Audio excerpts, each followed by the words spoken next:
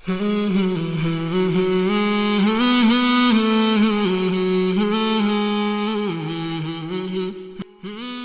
بخاری حدیث نمبر 30۔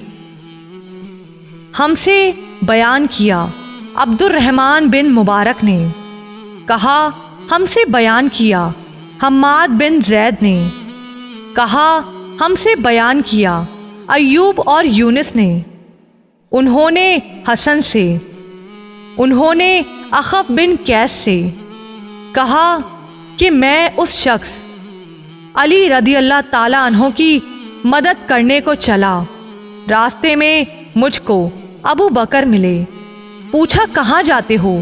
میں نے کہا اس شخص علی رضی اللہ تعالی عنہ کی مدد کرنے کو جاتا ہوں۔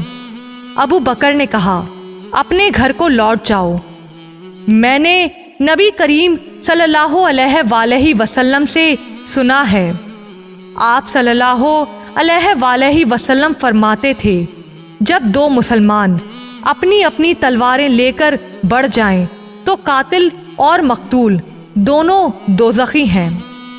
میں نے عرض کیا یا رسول اللہ، قاتل تو خیر ضرور دوزخی ہونا چاہیے، مقتول کیوں؟